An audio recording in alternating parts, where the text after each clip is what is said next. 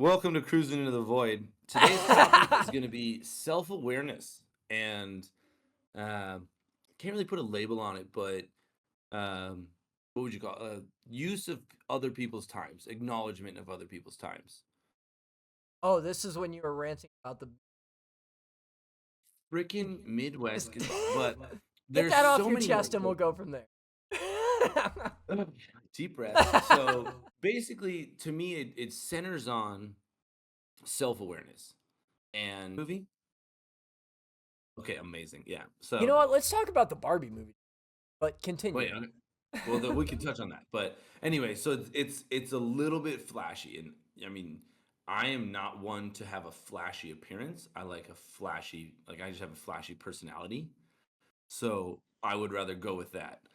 And one day I was meeting my buddy at a brewery. We went to, I'll give him a small plug. It's Surly Blue Brewery. Yeah, really good beer.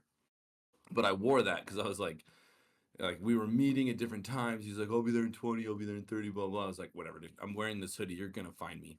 One of the jokes my brother-in-law and I play is uh if you're like texting or doing stuff, everybody's always looking down.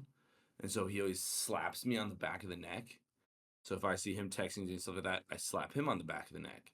The So old we're at the redneck. brewery. Exactly. And so we're at the brewery and he's sitting there texting. I was like, dude, we're surrounded. It's a gorgeous day outside. There's beautiful people all around just engaging in life and socialization. And you are just staring at your phone. So I'm coming back from the bar and I slap him in the neck. And as I'm laughing, I trip over my own feet. And I got like an IPA and like one of those bloom glasses, like the blossom. I don't know the name of them right now. Yeah, but it's got like a stem and then the like glass. And I trip and I catch myself half on the table, smash the whole glass onto the table, and like save the beer, but smash like the bottom half and spill a bunch of beer everywhere. And now I'm super embarrassed because we're in the middle of the bar, but I'm still laughing my ass off because one, I just slapped him and he's like, what the like I didn't he doesn't know about this game. And two, I just tripped over my own damn feet. Like I wasn't over intoxicated. There was nothing there. It's slapping him and like turning a corner to go around the table. I tripped and flipped and fell. I was like, come on, man. And now I'm wearing this bright hoodie. So not only is like everybody looking at me that I just fell over drunk and I'm like cackling like a schoolgirl. I'm wearing this bright hoodie and it made me like super self-conscious. And I don't think I've worn it since.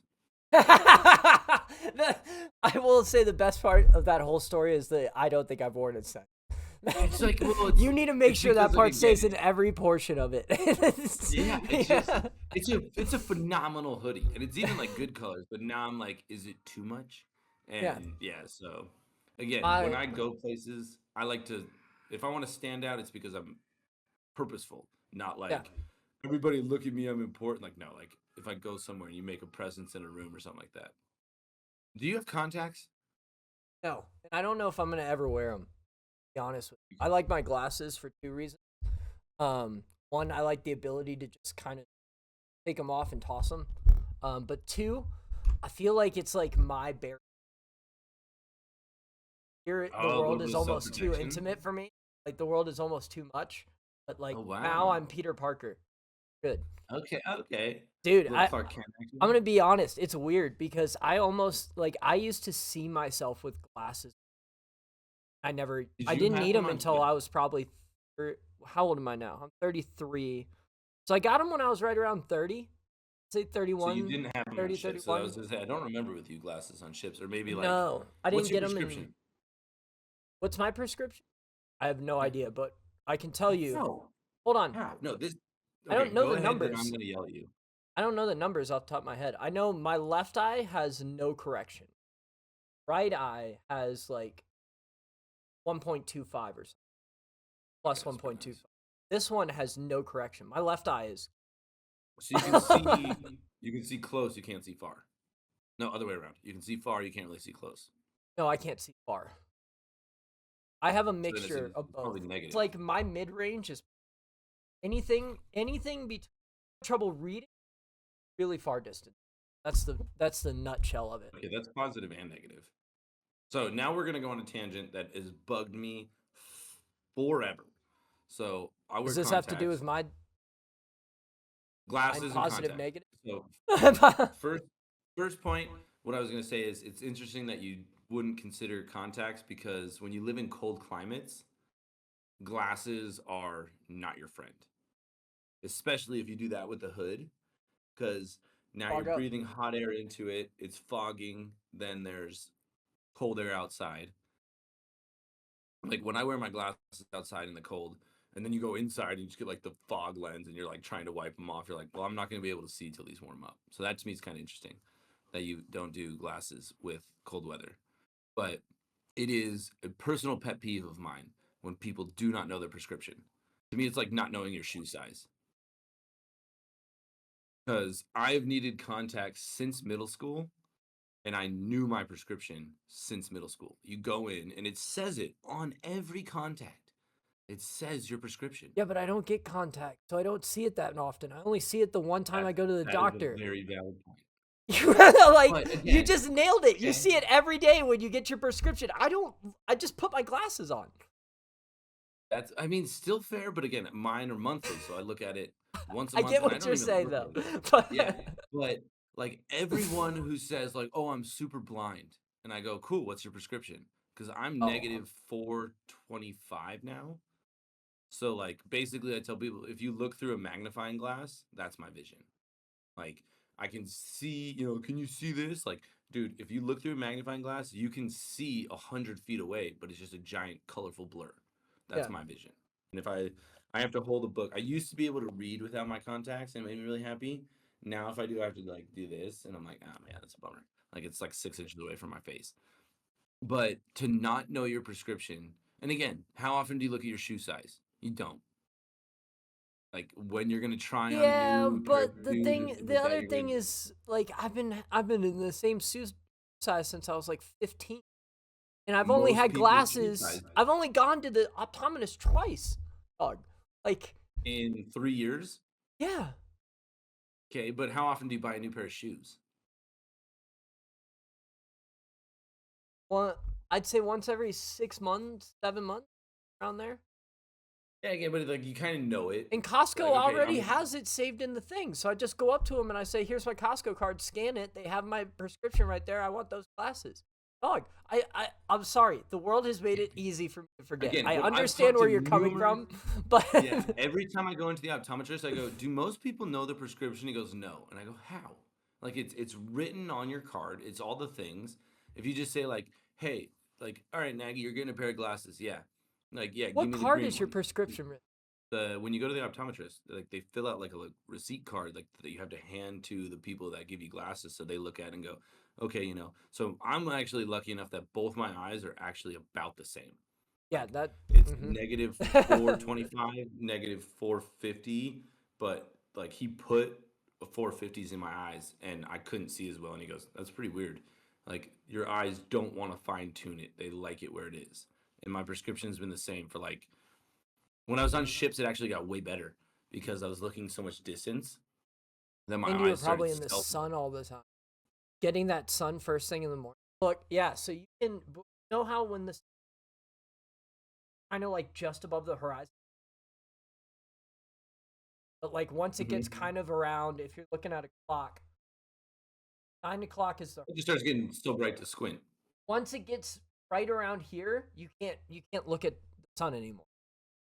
But when it's down here, just not giving us enough to get all the good. I don't know So we're exactly how it all basically works, but Superman. yeah, has something to do with the rods and time. So we're Supermen. We get a little charge from the sun. Oh, dude, I tell people all the time, my day is dictated by the. If it's out, I'm not having a good. There was reasons that there were religions, thousands of worship this ball of energy. I mean, it Like makes sense. So you the got to think one, about it in that light. Like there's a reason that this was seen as God. There's yeah, I mean, the one thing I do not like is I completely agree with you. Go out in the morning, get some sun. Your brain starts to wake up, your eyes start to wake up. You're getting sunlight, it warms you up. You get a little bit of the UV, you get a little bit of vitamin D, you wake up. I am not a fan of the people who sun their assholes and say that that's the reason that they wake up. It's called something. Uh, Jared's Perennial got my phone sunning. right now. Sorry, Perennial sunning. is that what it's called? Okay, amazing. So people that are like, oh, if you sun your asshole, it sends it to all your chakras. I'm like, maybe, or it's just your body absorbing sunlight and stuff like that. Because people are like, I start my morning like this every morning, and my life's gotten better. And just like you said, when that sun's at that certain point, it's just doing all those beneficial things without the like full blast of sun rays. Like, you might have like sample bias there going, just like it doesn't have to be your asshole. Just go stand there like with enough skin to absorb it. So that's And get yes, sun it's in the just like morning, you're but looking for a it doesn't reason to have to be be your beehole. ridiculous. You're looking for a Yeah. reason to be ridiculous because it's the same answer as everything. But again, if that's what gets you Uh, going, I have no qualms with it. There's I nothing. There's don't. one study that has not been replicated on sunning your ass. All right. Well, I think it would be the two things I would give you this correlation, not causality, would be that the people are in like pretzel positions with their legs over their head. And I was like, one, it's probably just the sun giving you natural vitamins and whatever your body kind of like it's giving you stuff that the power of the sun. Two, you're also stretching doing that. So if you just go outside in the morning and stretch, yeah, Where'd my like power yeah, nag? I mean, you're a power bottom now for sure. So if you do that, it's like one, you're stretching in the morning, two, you're getting vitamin D. It is not because the sun's hitting your no place. Is that how you just sit outside in the morning? I mean, personally, no, but if you look at all the like people in the, it's a lot of climbers I see because climbers are on crags before the morning because a lot of times you got to get like if you You got want to to do get there half when the dome, you rock's got to cold. get there at like 3 a.m. and you're like getting ready to climb. Like once that sun's up, once you can see the climbing thing, you're good to go. So okay, after that tangent, the problem that have as a society now of like we've called it before, it's main character syndrome, where everybody feels like they're the most important person. So it starts with that, and I learned this in high school. I told you the story before, but best friend in the world, Lance, he lived a mile and a half away from me, so I could walk it in 33 minutes, or I could bike it in like 10. And one day he hits me up. It's like a Saturday, and it's like, "Hey man, you want to chill?" And I was waking up. It's like 11, and I'm like, "Yeah, dude, I'll be there in like an hour." And I get up, make myself breakfast. I know that I have to clean the house before I go, so my parents don't get mad at me, so I can stay out later. So I clean the house, and then I'm putzing around, doing whatever. And like 3 hours later, I message him, and I'm like, "Hey man, I'm on my way." And he just like tore into me. He's like, "Dude, what the fuck? You said you were like on your way, so he knew it would be less than a half hour." Like I don't think I said it'd be there. I said I'm on my way, and I was like, he's like, "It's you said it would be less than a half hour, and um." Now it's been like 3.5 hours. He's like, I could have gone to work out. I could have gone to get groceries. I could have gone and done most of the things in a day, but you were so selfish with your own time that you didn't do anything. And I was like, dude, I'm really sorry, my bad. And since then, now I try and be way more real with, hey, I'll be there in 8 minutes, or hey, I'll probably be there in like an hour and 10, just to be respectful. Like you said before, set expectations, Manage expectations. manage Manage expectations. Yeah, expectations. exactly.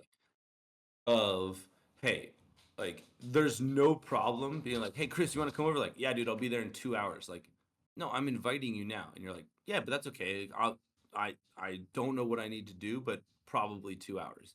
Mhm. And even those little updates of when we're setting up to do these podcasts, it's like, I'll either be there, like I'll be there in 10 minutes, and then 3 minutes later be like, it's gonna be 40. Like, and it's just small things of just updating people, not like he'll probably understand. Like, no, just send a message. It is 2024.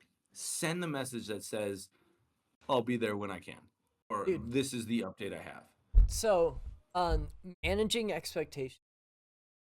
I read a book called Legacy about the All Blacks. Basically, how they Out of New Zealand, give them their props. exactly. Yep. And the most winning rugby by country much. There's nobody They're that can. starting to fall. Like, all right, good going. You Sorry. say they're starting to fall, but they're still so far ahead that That's true. that even if you lose 2 bad seasons, you're gonna come back and have 10 good ones. You're gonna You still got such a high stack. All right, yeah. but that's not the point of the story. Go ahead. But so one of the rules inside of that book was manage expectations. And I have noticed how much less frustration is in my life just by fairly managing it. And Absolutely. example is like if somebody calls me and says, "Hey, can you come help me with this?" Yes, I have an hour. Period. Politely. Like I'm coming to help you, but I have an hour to help you. So Exactly. if this is going to take 2 hours or 3 hours, sit here and ask me to stay or be upset when I leave at 1 or politely tell me now, "Hey, this is a much longer project." Like it's changed the completely way that I move through the world. And Absolutely. in both sides, for people and for me, because there's a lot of the times that I learned that I have the conversation with you about what your expectations should be in my head and not Yeah. with you. And I set these expectations and I get frustrated and I'm like, "Nagy, why didn't you do this? Why didn't you do that?" You're like, "Well, you never brought it up." And I'm, "Damn it, you're right." And now I'm just mad at me because I set standards that were unreal. you know, like, Do you feel that people will kind of reciprocate it? Like, if you are like, "Hey, I can help you for an hour," they will understand that or whatever. Or will they kind of start bouncing it back, or do you have to like have a conversation with them? more people I have noticed will reciprocate it and match it. As long as I can, again, I set the standard fair, right? I've not found people taking advantage of it. And even if they do, as in, like, I say I have an hour and they keep me there for an hours, I can check them. Say, "Look, bud, I told you I have an hour. Right. Period. This is your fault." Right. you know? And I think it So, could play both sides of the coin of like, if someone's like, "Hey, I'm moving. Do you want to help out?" And you're like, "Yo, I can help you for 2 hours. Then I have to go." And it's like, "Yeah, I'll take whatever help you'll give me. I appreciate you. Thank you." Or it can be harder with like a, "Hey, do you want to come over and hang out?" And it's like, I have an engagement at 3, but it's only noon. So I have a couple hours, but then I will have to go. Same kind of thing of like, if you like most, or I would say most people now will be like, I've got something this afternoon. I'm sorry, I can't hang out. Versus the, yeah, dude, I can chill till then, but at a certain point, I'm gonna leave. or even like a layer to that is moving, right? If you say, "Hey, fish, come help me out," and I go, "Yeah, I've got these 2 hours." Those are the 2 hours that we're moving the fridges, dishwashers, the rest of the bullshit Right. needs to get out of the Yeah. way.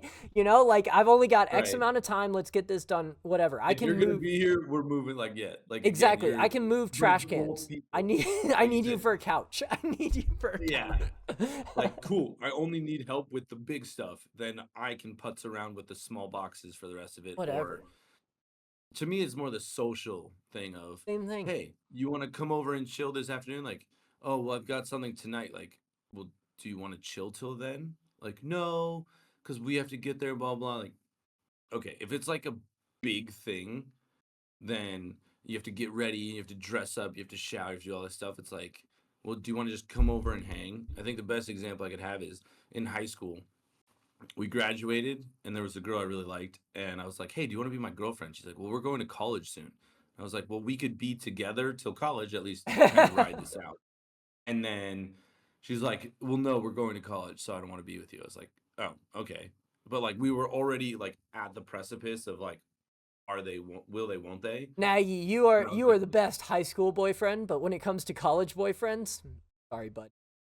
no, absolutely. And I still attest to this day, if we have any listeners that are graduating high school, never follow a boy or girl to college, never be in a relationship. Like my sister, there's some Wait, hold examples. on. What are you saying here? Hold. Like, live your life. People that are like, no, I'm 16 and this is gonna be the person I marry, and now we're going to college. It's like, bro, you only know like there was 500 people at my high school. If you had told me that I had to pick one to marry, I'd be like, oh my God, absolutely. And then you get to college your Yeah, senior year and you're like but still, when did you meet? How old were you when you met your wife? 24, 23. 23. All right, so you weren't much Right. single. As you said, live your life, and you met your wife when you were 23 and how old? 20. Okay. And I'm poking holes in your argument. Don't date people in college. No, no, no, no, no. And Date in college. No, no. So do that, but it's the people that are in high school that are like, no, I love this person. You're like, cool, do that, but still live your life because when you go from so microcosmic of high school, whatever, to college, especially if you're going out of state, it's like, listen, you're gonna meet thousands of more people. Like, you know, Daniel Tosh just said on his thing, he was talking about the like Love Island, Bachelor, blah, blah. He goes, if you put me in a room with 50 people, I'm going to fall in love with someone. So, of course, you will that's find a true. match in the group you're in. Proximity. But yeah, but when you go to college and your world gets exponentially bigger, you're going to find other people and things like that where the person you had in this one room was a perfect match, but then when you go to other rooms and expand to, I don't know, use a dumb metaphor, if you expand to the house, now you're going to meet more people. Like, don't put all your chickens in one basket. Eggs, you Don't can put all put all your the eggs. chickens in Don't one put all basket. your chickens in one basket. I get what So you're saying. yeah, but back to what we were talking about. The thing that irritated me so much last night, and this is that Midwest stuff. Oh, the Midwest is just, it's just boiling my gills here. Um, we're driving. We drove. It's a 3.5 hour drive. We left at like 7, so it's like 10:30. No, it's like too many. It's like 9:30, and the sun's down.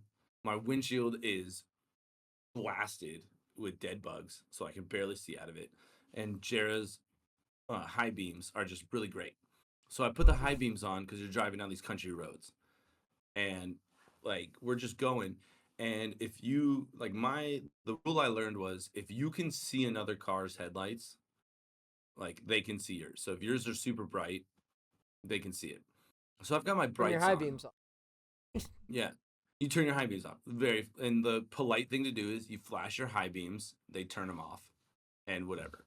Yeah, no Well, problem. I'm We all move on. driving. Yeah, like this is just how life works, especially when you're within like a half mile. Like you can definitely see them. Yeah, exactly. Like you're squinting and you're kind of just like, yo, flash your beams, like, hey, turn off your highs. Well, I have my high beams on. I'm zoned out after 2.5 hours of driving, And and oh, this by the way, your guy. windshield looks like you're losing a lot of pixels in it because of all the bugs. Oh my god! Like I'm literally like going like bobbing It's and weaving mosquito the whole season for drive. those of you guys that don't know in South Dakota, and you are Maggie's windshield is probably a layer Oh of. yeah, like it's when Star Wars goes to hyperspace, those are the bugs on my windshield. Like the beam, like right before they get into it, like all those things. That's what I like. So I can barely see out of it. So again, I turn on my high beams. You don't see a car for like 8, 9 minutes, so you just forget they're on. We're driving, and the guy is 200 feet away from me and turns on his brights or like flashes his brights. And I like look and I'm like, oh, my high beams are on. I'm like, I'm sorry, dude. Like, I forgot, but you waited till you were passing me to be like, hey, asshole, your high beams are on. And I'm like, well, now you're gone and I don't even see another car on the horizon. So I'm going to just keep them on. But versus hey, you're way in the distance. Like when I see a car with their high beams, flash them and then you see the lights like dim and you're like, yeah, cool, thanks. And then for the next 2 minutes of approaching each other, you're just normal car beams. And it's not uncommon in South Dakota because the majority of our listeners probably have been to South. You could go There's Mount Rushmore and the Black Hills, and that's it. 20 to 25 minutes very easily without seeing a. So My it's record was about 2 hours from the drive, 11-hour drive from. Boulder, Colorado to Clear Lake, which is by Sioux Falls, South Dakota, without seeing a car. And but so what I'm saying is it's not uncommon for you to go a half hour. Like this is not. Oh yeah. So it's easy for you to forget. It's easy Yeah. for you to just like forget that those are on, and then on top of that, like you're looking across the horizon for. That's all you're looking for, because they'll Yeah. come flying across the street out of nowhere, and then there you go, your car's total because you just hit a 400-pound You're bump. at 65. No, you said 60. You're going probably 85. South Dakota. No, so this is where I got toasted. So this back road from Minneapolis to South Dakota, it's like 60, but it's an empty road. And I'm like, dude, you could make the speed limit. Like it's 180 miles, and I've done like 85, 90 and gotten there in 2 hours. But when you do 60, it takes you 3 hours. But it's a back road, and it's just so damn straight that you're like, why is the speed limit 60? But I got my first ticket in 13 years because I was speeding on that road. And the guy's like, you're doing a little fast. I was already be like, yeah, because there's nothing flipping here. And this is a giant straight road. My GPS says follow this for the next 62 miles. And it's a straight road. You're like, come on, guy, you got nothing on. But yeah, But there are parts of South Dakota where the speed limit is 80 on 80. 90. So like it's when you're 90 base or 80 basically bisects the country from like Utah straight across through Colorado, Nebraska, all the way or like to the Midwest. And like yeah, it's 80 and it's amazing, but My in the back road, greatest. I've never seen a speed limit, and I've been doing like 90, and a cop like blows by like, oh my god, and he's just like, dude, no, like it's I haven't seen a speed limit in an hour and a half. My favorite time was, this is 2020. I went to go see my parents in Florida. Long story short, got COVID. Couldn't fly back. Decided to drive back on Christmas Day. Left Florida, Alabama. We were ripping it because it's Christmas morning. Nobody's there. So we're just, Oh yeah, right? And oh, by the way, it's COVID too. So nobody's traveling anywhere. I was just like, this is how Vin Diesel feels. this is so awesome. And my mom's like, how the fuck did you make it back to San Antonio in one day? I'm like, oh my. Like, it was supposed to be a 16-hour trip. I broke that thing down to 12. But I would just pull over, get gas, piss, and then jump back in the car. So that's the biggest bonkers things, and I think it has to do with so there's called Minnesota nice, and it's that the Minnesotans are so nice that like when we moved here and we said we were from Florida, we literally had people being like, "Do you guys need to borrow a jacket? Like we've got a bunch at our house. Do you need a jacket?" We're like, "No, no. We're from Colorado and respectively South Dakota. Like we know how cold works." They're so we know nice. what we're getting into. Exactly. We're not. Like when I say like, oh, we lived. I always have to say like we lived in Florida for 4 years, but people are still like, Florida, that's a tropical wonderland. You don't know what cold's like. I'm like, all right, dial it back. We've got it. Jurassic But Park. It's Jurassic I Park. love I the people that shit on Florida, like I completely understand, and it's very warranted. There's no other but from that. That's all I'll leave that with. But so the Minnesota niceness, people will be so kind to give you the jacket off their back if you need it. But with that comes the most passive aggression I've ever encountered in my life. Where even my boss goes, Nagy, you say the quiet thing out loud, where everybody's thinking it, but no, everyone like almost like the English like banter, excuse me, behavior of, oh, yes, we see that's very wrong, but it's rude to acknowledge it versus like just acknowledging it and getting it out of the way. Like I'm gonna look like an asshole for 10 seconds, and maybe there's gonna be some like reverberations for like the next 10 minutes, but now something's solved. And no one in the Midwest does that, and it boils my blood Because they because can't be rude, don't you know? yeah, exactly. They can't be rude, Like don't you know? So my last job, there was this guy, and he was just lazy as beans. Like he would just drag his feet so that everyone else kind of pick up his work. And I finally was just like, "Yo, I." He's like, "Okay, guys, we got a couple more projects." I go, "Give them to him." I'm gonna just call him. Let's call him Marty. Gravy. Gravy. So I was like, Gravy. I was like, I don't respect that Gravy was so lazy. We did all the work. He can do it. And everybody like looked at me, looked around, looked at each other, and I was like, no, we just moved all of this equipment. He hasn't done anything. He's been dragging his feet, looking at his phone. Gravy can do it. And like we all kind of talked, and then everybody was like, "Oh my goodness!" And then everybody like shuffled to like do the project anyway. And my boss pulls me aside. He's like, "You can't call people out like that. You can't do that." Blah blah. And I was like, "Why?" We all agreed. We were all standing in a circle, and you said, "Hey, we need to get project A, B, and C done." And he didn't help with any of them. So now you want to do another project, project D. Go ahead. That's a one-person job. He can do it. And like he did it, and the boss was even like, "All right, Gravy, go do it." And it was like he even stepped up and be like, "Well, fucking, I'm gonna do it." And I was like, "Yeah, but go ahead. Like, and yeah, I'm good. You can pick up your own slack." And So where do you think that comes?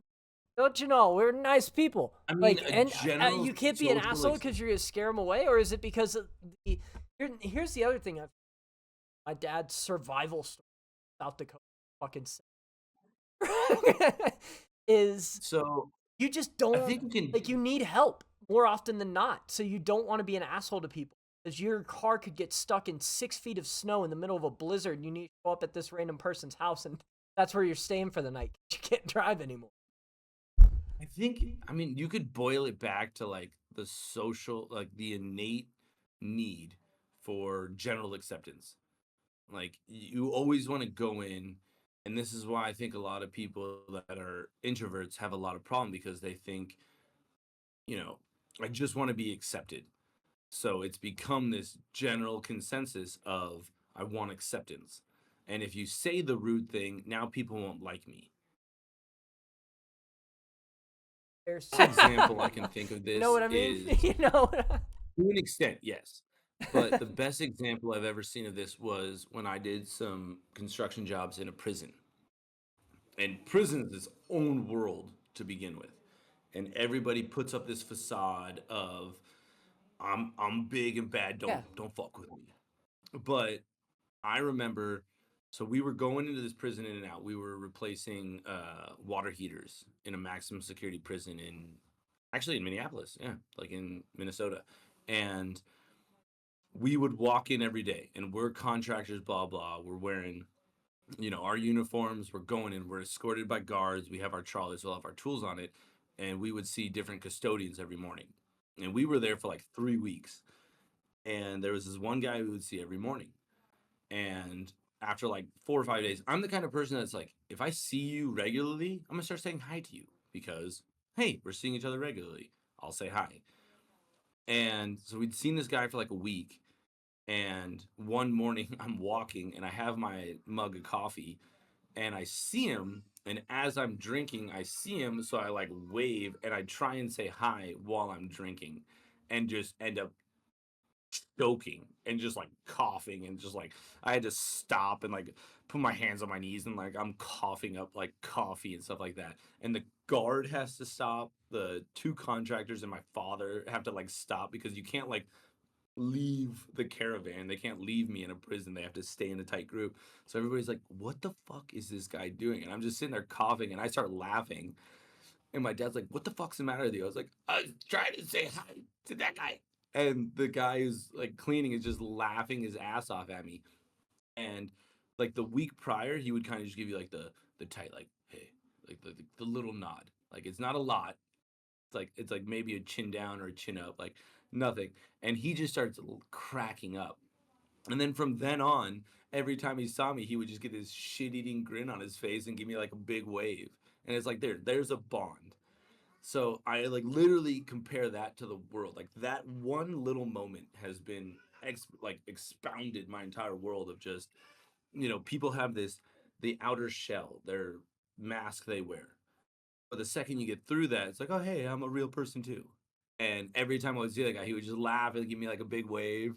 And, we saw him for the next couple of weeks, and that was it. And I think that's kind of what it's like here, where people have the mask of, I'm a very nice, accepting person. And if somebody's doing something really weird or awkward or uncomfortable, you don't acknowledge it because I don't want to break that mask that I'm a very kind person, versus just being like, hey man, that was a really weird thing to say. And like, well, that made everybody in the room uncomfortable, but everybody was thinking it. Yesterday, I biked up to biked all the way up into the, and they were having a graduation ceremony. And you know how all the little parking lots up there kind of get filled up as they, and I had to go through every parking attendant up to the top on that day, and every one of them, because you had to go through the checkpoint or whatever. I was like, can I just like bike to the top? And they give me a look like,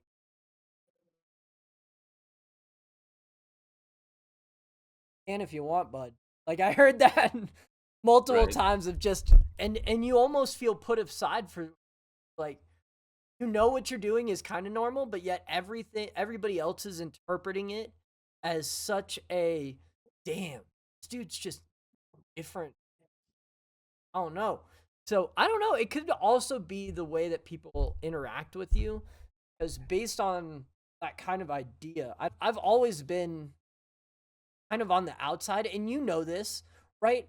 How many people, when we worked on the cruise ship, did you have to go, look, man, he's brash, and you got to give him. Like, there was so many people, I remember you explaining that about me. Like, look, you're either going to love him or hate him. There's no middle ground. Yeah. Like, you got And to I suck it think up. we're not the best examples for it. So again, You're way anyone more listening, normal than I am. You're way more. definitely. Well, because, but again, it's a learned thing. I have learned that, like, I will walk into a room, and if I come out as Nagy, it's way overwhelming for a lot of people. Like, the amount of times that my best friends or great friends, like, dude, I fucking hated you when I met you. My wife, when she first met me, she goes, I didn't like you for weeks until I saw the different layers, because I came out as, like, again, we met at a summer camp, guns blazing. I go, this is me, deal with it. And sometimes for a lot of people, it's like, I'm the one thing that, I hate it, but the quote of, he's an asshole, but you get used to, like, he's an asshole, but he's got like a kind heart.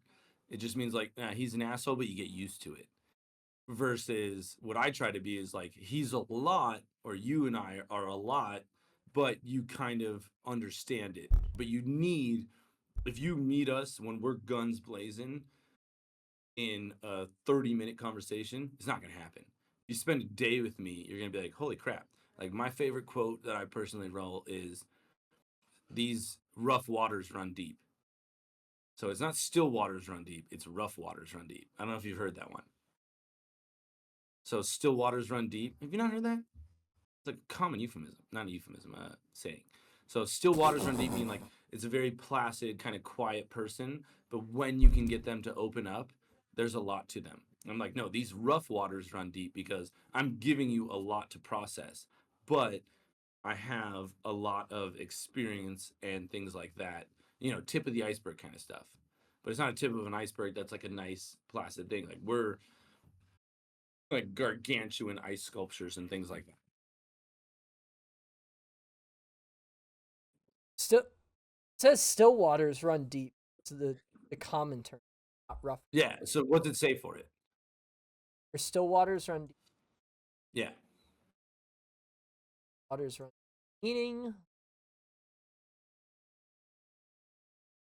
it said that someone who seems to be unemotional, hard to get to know, in fact, interest complex, extremely shy and withdrawn, though it still waters run.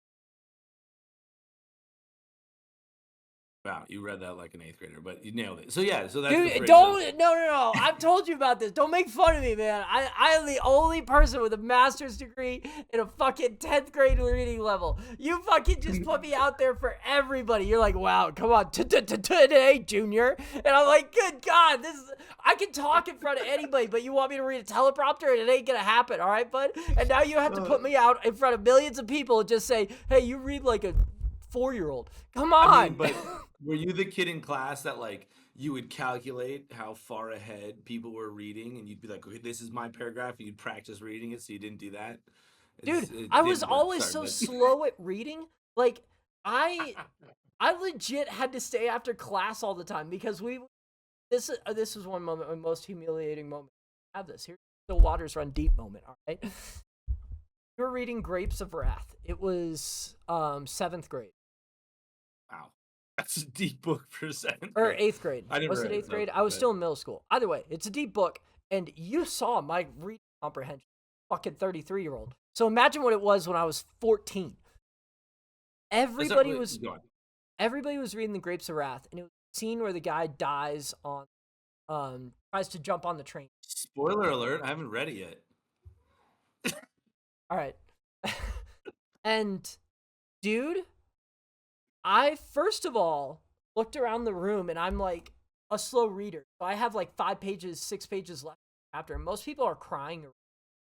And I read through it and I kind of shuffle through it and I try to read. And I couldn't comprehend what happened. I just realized he didn't make it on. Like I didn't comprehend that everybody else could get over that comprehension level. And we're sitting there in class and the teacher goes, "All right, Chris, so what do you think happened?" I'm like, "Oh, fuck." And I have to try to figure out and interpret why everybody else is crying. And I have no idea what just happened in this book because I had to skip ahead and try to keep it up with the rest of the room. And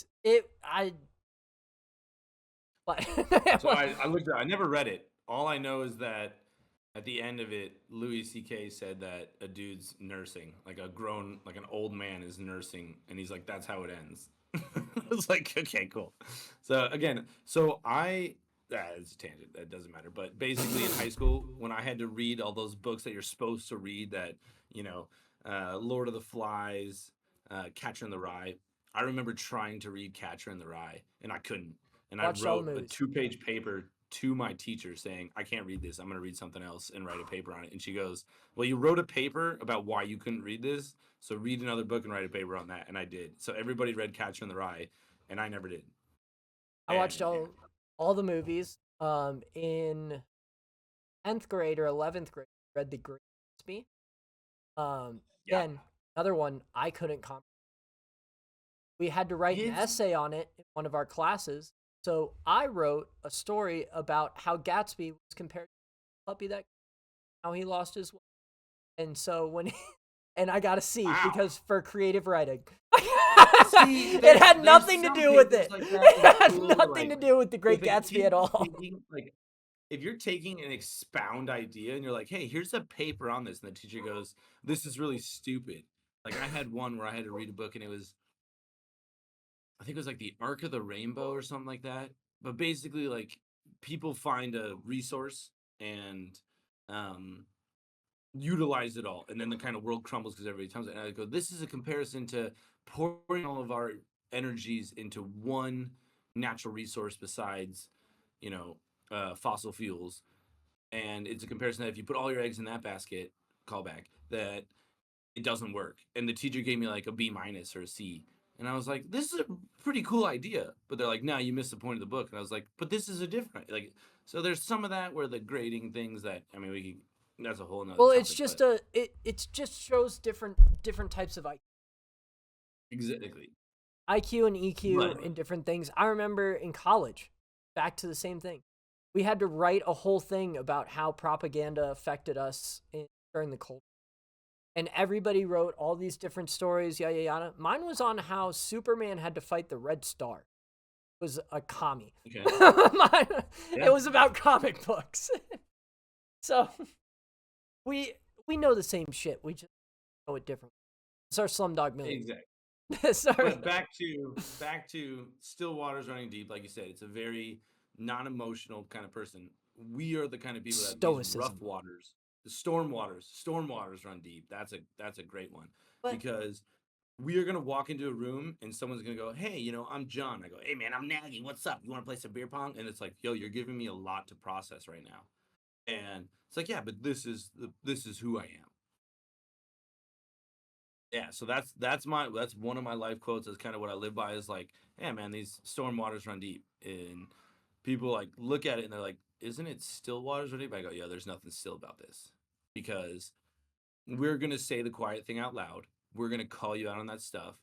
The best example is, I have a Midwest family here, and there's people that are on all spectrums of political, social, whatever debates, and even, the basis or the base thing of like drinking.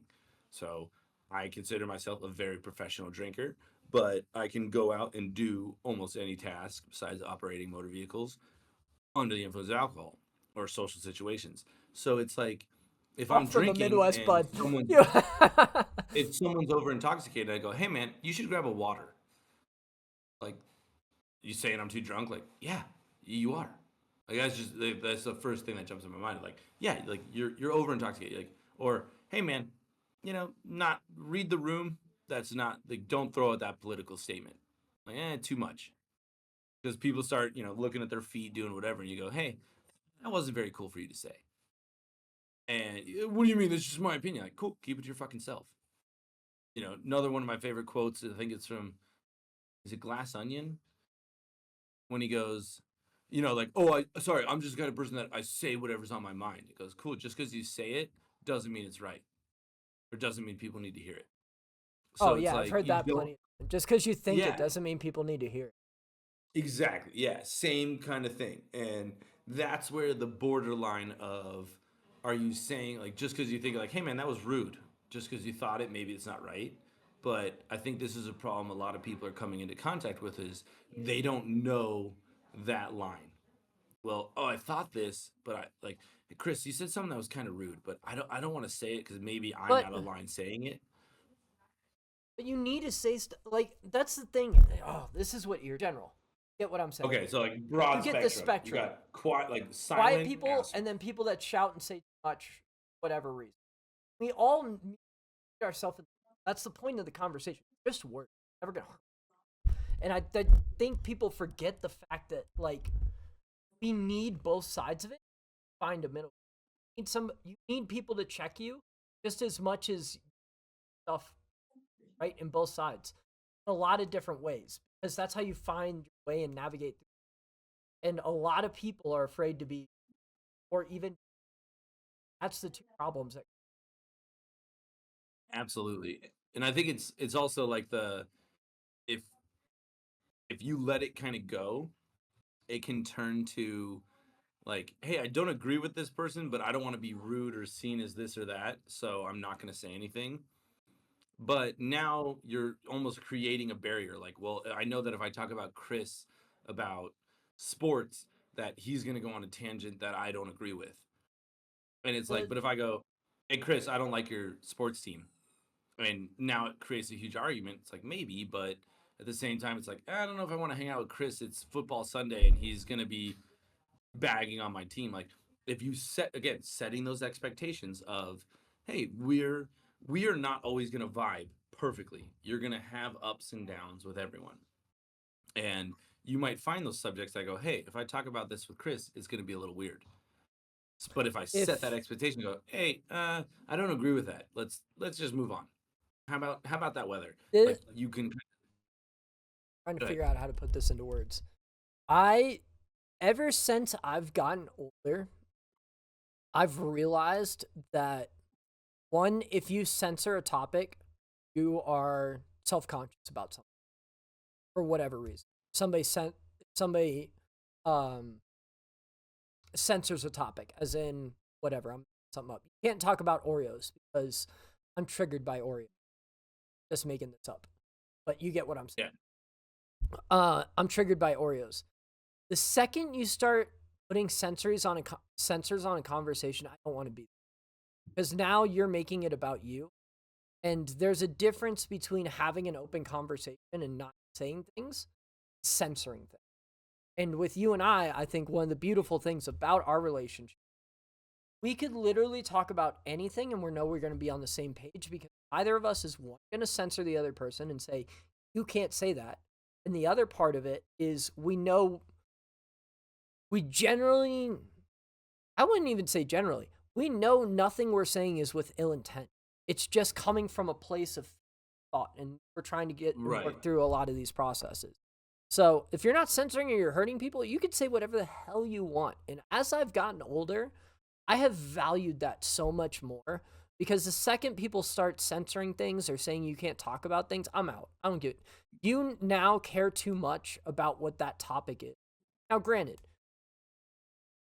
you know what I mean. There's all different reasons. If my uncle got blown up in a car in Afghanistan and was the only one survived, yeah, I'm probably not going to bring.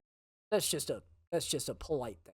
But you get what I mean, right? If somebody says, "Hey, we can't listen to Dave Chappelle because he's got a rape joke and I don't like rape," I'm like, "Fuck off." Right. There's the line. I have one of these with my father. So, and it's not a censorship thing, but it's a polite thing. So, Okay. the Nagys. So, I don't know if The you know Nagys. the Nagys, dude. So, Nagy is a Hungarian word, nudge. Don't try and pronounce it as Americans because everybody just says like nudge, and it's just like, you missed it by a lot. But I have one of these plaques that says like the history of the Nagy surname, and it literally means big, large, all kinds of crap. My mother's side is Italian, and it's sorrow. It also is basically about big and fat and whatever. So the Nagys have always been a kind of larger Husky. grouping of humans. Husky, yeah. They don't have that anymore, by the way. I like when people are like, "Oh, you want to try on some jeans?" I'm like, "You guys got rid of Husky, and now I don't know what I need for pants. So thank you. I'm just gonna get, Levi's, loose fit is what is it, whatever. Like Straight but fit anyway, 34, 38. yeah. So when it comes to my dad, there's topics that again I set expectations that when we start talking about working out, he said when my parents met, he was like 175, like fit crazy. My mom goes, one of the first things I noticed about your father was his fucking six pack and body and legs, because he's European, so he's wearing tiny shorts. It's the 70s, everybody's wearing tiny clothing. Oh, everybody's And got it he was all super out. Everybody's Yeah. got it all. Yeah. And so they met when he was crazy fit. And my dad went, I basically gained 2 pounds a year since you guys were born. So my sister's got 3 years on me. So 3 years or 2 pounds times 30 years, he gained 60, 70 pounds. And so now he's overweight, and we talk about working out. So when I call him, like, so there was a huge storm in Texas recently. Like 2 days ago, I got a notification that's like, 80 to 100-mile-an-hour winds, like 10 people had died, all kinds of stuff. So yesterday I call him and I'm like, "Hey, Dad, just kind of checking to make sure you're alive and well." He's like, "Yeah, there's a bunch of cables down and Houston's a mess, blah, blah, blah." But the second he starts talking about working out, I literally go, "Dad, Dad, Dad, stop, stop. I know your workout regimen. I know what you're trying to do. I don't want to have a 20-minute conversation about you working out, your workout routine, how you hate your personal trainers. I don't want to hear this. I know this. I want to talk about life."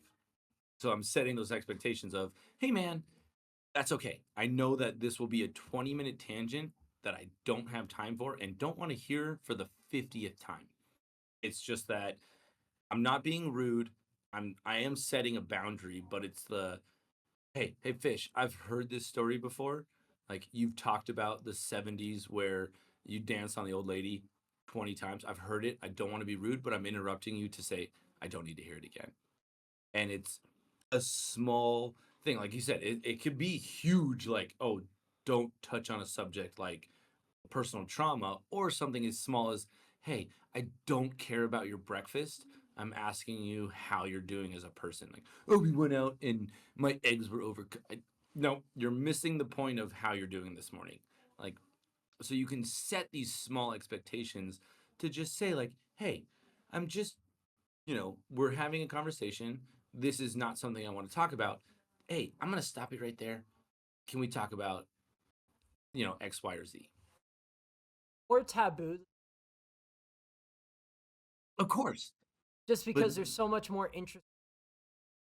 Fuck, I'm over. well, the I don't give a shit. curiosity. The Chiefs can win again next year. I don't give a fuck. What I want to know about is what happens to me after I die. Like, I want to know about Right. the mushrooms that are gonna eat me and the worms that are gonna take me down. That's gonna happen once. That's cool. Distract me with the Chiefs. I don't care. I don't care. Get it out I of mean, my if you life. want to expound on that, but to me, it's almost like I'm more the person that goes, okay, you and I are on opposite sides of an argument spectrum idea. I'm curious to know yours. I'm not going to sway you. You're not going to sway me.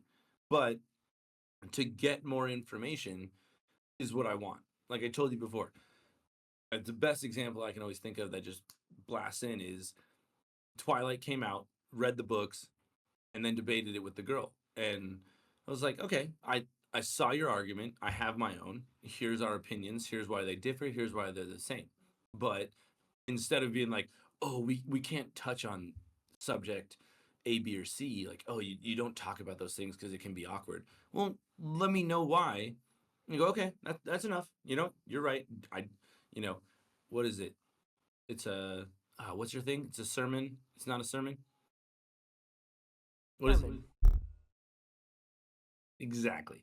So like I want to get your thoughts, but I don't Yep. need the sermon. And to say like why do you believe that? Oh, okay, interesting. Thank you. Now we're going to move on. Well, let me tell you, no, no, no. That's enough. Thank you. I've got your thought. Don't need the sermon. And I think if more people could say that, it would be so much easier to navigate through life because you know, I go into work and I go, this is really messed up. Why is it like that? And they tell me and I go, thank you. And I move on. I've accepted their information. I have my own ideas, whether they're the same or different, and that's okay. But now I know the why, and I can't make it up. There's no bullshit in my brain. There's nothing Yeah. running. Dude, if Like more the earth people is took flat because there's an ice wall. Thank you. That's enough I need to hear from you. We're good. How about them Broncos? Like you can just you need to the only thing I really want to instill in my son is have a standpoint. Know what you are, know where you believe, know who you are.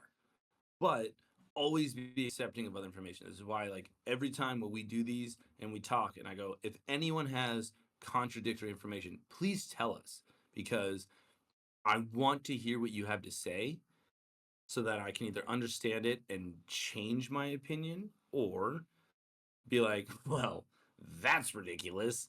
I've got other information that says otherwise, but thank you for your input. Yeah. you're Well, cracking a that's. beer. For those of you that are at home, it's 9 a.m. Love that, Nagy. Oh, I got a pirate coffee right here too. I love that, man. Found some Sailor Jerry's, threw in some espresso, and this is how we do it. You're an Like animal. this is my vacation day. It's the weekend. I gotta go garden today, so we need some power fuel, some power ups here. But I think back to what you're. I think more people know who they are. A big thing that I like to tell people is, you don't have my number. Hey, if you can't call me and tell me something, I don't give a. I don't give of what your opinion. Interesting. I don't Yeah. care because you're not going to affect me day to day, right? You're not going to No. change my day. You're not going to change how I live. Some person comments below, which they're going to. This is fat. I weigh 145 pounds. No, I'm not fat, I right? don't. I don't think they're gonna throw that one out there, but yeah. No, but you Example. know what Yeah. I mean. If it's not something that I'm self-conscious about, now obviously everybody knows they're gonna make fun of my reading. Like everybody's gonna put everything down there in just bold letters with a lot of space. They're gonna be like, "Sound it out, fish," and I'm gonna be like, "This comment is good." Like I just so, but that's my opinion. Is more people just they are and be aware. Back to our self-awareness from the top of the day.